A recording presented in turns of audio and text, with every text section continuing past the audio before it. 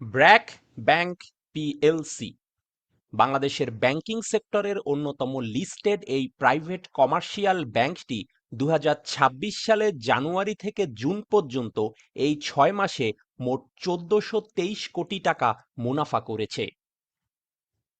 Listed এই private commercial ব্যাংকটির শেয়ারে কি বিনিয়োগ করবেন, অথবা বিনিয়োগ থাকলে সেটি কি হোল্ডে রাখবেন, নাকি সেল করে বের হয়ে যাবেন? চলুন জেনে নেওয়া যাক এই ভিডিওতে।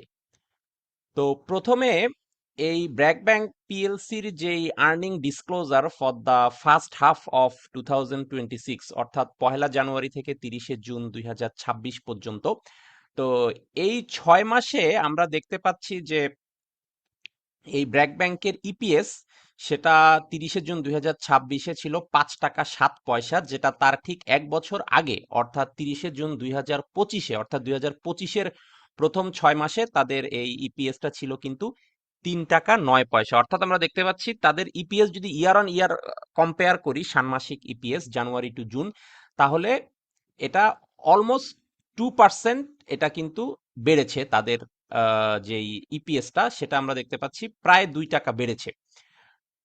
আর্নিং পার শেয়ার ৩ টাকা থেকে ৫ টাকা হয়েছে, প্রায় ২ টাকা বেড়েছে।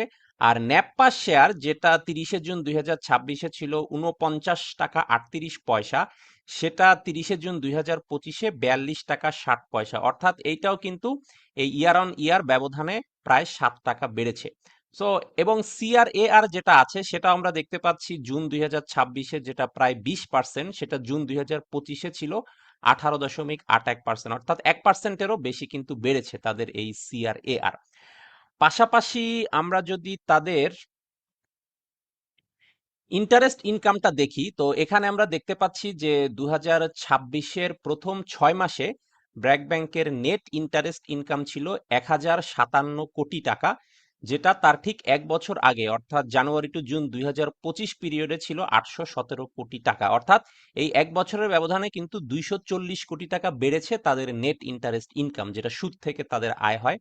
আর ইনভেস্টমেন্ট ইনকাম, যেটা সরকারি ট্রেজারি বিল বা বন্ড থেকে তাদের যেই ইন্টারেস্ট ইনকামটা হয়েছে, ইনভেস্টমেন্ট ইনকাম, সেটা আমরা দেখতে পাচ্ছি জুন ২০২৬-এ ২৬৫৬ কোটি টাকা তাদের ইনভেস্টমেন্ট ইনকাম, যেটা এক বছর আগে ছিল ২০৪৪ কোটি টাকা। অর্থাৎ এই এক বছরের ব্যবধানে কিন্তু তাদের এই প্রথম ৬ মাসের ইনভেস্টমেন্ট ইনকাম বেড়েছে ৬১২ কোটি টাকা। So it's a big jump. পাশাপাশি তাদের যে ফি বেসড ইনকাম গুলো আছে, কমিশন ফি বা এক্সচেঞ্জ বা ব্রোকারেজ, সেটাও দেখতে পাচ্ছি ২০২৬-এর প্রথম ৬ মাসে ছিল ১২৭৭ কোটি টাকা, আর ২০২৫-এর প্রথম ৬ মাসে ছিল ১,০০৯ কোটি টাকা। অর্থাৎ এই এক বছরের ব্যবধানে কিন্তু তাদের এই কমিশন বা ফি বেসড ইনকামটাও বেড়েছে ২৬৭ কোটি টাকা। So interest income, investment income বা কমিশন, ফি বেসড ইনকাম, প্রত্যেকটা প্যারামিটারই আমরা দেখতে পাচ্ছি ২০২৬-এর প্রথম ৬ মাসে তাদের ইনকাম বেড়েছে কম্পেয়ার টু ২০২৫-এর প্রথম ৬ মাস। তো এটা অবশ্যই একটা পজিটিভ গ্রোথ ইন্ডিকেট করছে। এর পাশাপাশি আমরা যদি প্রফিট আফটার ট্যাক্স দেখি, সেটা আমরা দেখতে পাচ্ছি যে ২০২৬-এর প্রথম ৬ মাসে ছিল ১৪২৩ কোটি টাকা, আর ২০২৫-এর প্রথম ৬ মাসে ছিল ৯০৬ কোটি টাকা। অর্থাৎ এই এক বছরের ব্যবধানে কিন্তু ৫১৮ কোটি টাকা তাদের বেড়েছে প্রফিট আফটার ট্যাক্স। সো এখানেও একটা বিগ জাম্প, এবং পার্সেন্টেজে চিন্তা করলে ৫৭% বেড়েছে তাদের profit after tax year on year compare যদি করি, ফার্স্ট হাফ অফ 2025-এর সাথে ফার্স্ট হাফ অফ 2026। এবং ইপিএস যেটা একটু আগে আমরা দেখলাম, যেটা ৫ টাকা ছিল ২০২৬-এর প্রথম ৬ মাস, সেটা ৩ টাকা ছিল ২০২৫-এর প্রথম ৬ মাস, অর্থাৎ প্রায় ২ টাকা বেড়েছে, এবং পার্সেন্টেজের হিসাবে এটা 64% বেড়েছে তাদের ইপিএস এই ইয়ার অন ইয়ার কম্পারিজনে।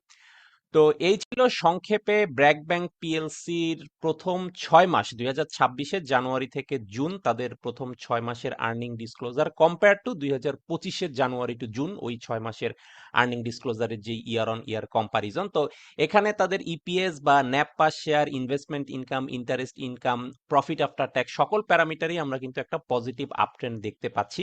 এবং এই ব্যাংকটির যেটা এনপিএল, যেটা খেলাপি ঋণ বা নন পারফর্মিং লোনের পার্সেন্টেজ মাত্র 2.03%। সো এটা 5%-এর অনেক অনেক নিচে। সো তাদের এনপিএল রেশিওটা যেহেতু খুবই খুবই কম, অলমোস্ট 2%। সো সেই হিসেবে তাদের ক্রেডিট ম্যানেজমেন্টটা বেশ ইফিশিয়েন্ট, তাদের অপারেশনাল যে ডিসিপ্লিন সেটা অনেক স্ট্রং, তাদের ম্যানেজমেন্ট বা গভর্নেন্স এগুলো বেশ ট্রান্সপারেন্ট এবং অনেস্টি সেখানে আছে।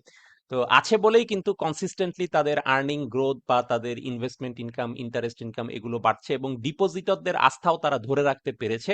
যার কারণে অনেক দুর্বল ব্যাংক থেকেও কিন্তু আমানতকারীরা তাদের আমানত তুলে নিয়ে ব্র্যাক ব্যাংক সহ অন্যান্য যেই ভালো ব্যাংকগুলো আছে যেখানে আমানত সুরক্ষিত সেসব ব্যাংকে তারা ডিপোজিটটা রাখছে। যার কারণে ব্র্যাক ব্যাংক সহ বেশ কিছু ভালো ব্যাংকেরই কিন্তু আমরা একটা ডিপোজিট গ্রোথ দেখতে পেয়েছি সাম্প্রতিক সময়গুলোতে। তো এক্ষেত্রে যেহেতু গভর্নেন্স ভালো, নন পারফর্মিং লোন কম, আর্নিং বা ইন্টারেস্ট ইনকাম বা সবকিছুই কনসিস্টেন্টলি বাড়ছে, তো সেই হিসেবে অবশ্যই এই ব্র্যাক ব্যাংক পিই রেশিওটাকে ভালো রাখা সাপেক্ষে আমি বলবো যে আপনি যদি একটা মোটামুটি ফেয়ার ভ্যালুড পিই রেশিওতে আপনি যদি ব্র্যাক ব্যাংকের শেয়ার কিনতে পারেন, অবশ্যই it's a good time to buy and hold. আর সেল আপনার যদি জরুরি টাকার প্রয়োজন হয় বা আপনি যদি মনে করেন যে আপনার ভালো ক্যাপিটাল গেইন হয়েছে, now it's time to exit, অবশ্যই আপনি সেল করতে পারেন। বাট বেস্ট হচ্ছে বাই অ্যান্ড হোল্ড, কারণ হোল্ড করে রাখলে আপনি কিন্তু বছর বছর একটা ডিভিডেন্ড পাচ্ছেন। এবং কোনো কারণে আপনি যদি ক্যাশ ডিভিডেন্ড ব্যাংক আপনাকে না দেয় বা কম দেয়, সেক্ষেত্রে আপনি যেটা স্টক ডিভিডেন্ড পাচ্ছেন সেটাও সেকেন্ডারি মার্কেটে সেল করে আপনার কিন্তু ক্যাশ ইনকামের সুযোগ থাকছে। তো এই ছিল সংক্ষেপে ব্র্যাক ব্যাংকের এই 2026-এর প্রথম 6 মাসের আর্নিং ডিসক্লোজার নিয়ে আমার একটা ব্রিফ রিভিউ। যদি এই রিভিউ নিয়ে আপনার কোনো কোশ্চেন থাকে অথবা আপনার পছন্দের অন্য কোনো ভ্যালু স্টকের আর্নিং ডিসক্লোজার রিভিউ আপনি দেখতে চান, তবে আমার এই ভিডিওর কমেন্টে জানালে আমি অবশ্যই চেষ্টা করব পরের ভিডিওতেই আপনার পছন্দের সেই ভ্যালু স্টকের আর্নিং রিভিউ নিয়ে আপনার সামনে উপস্থিত হতে। ধন্যবাদ।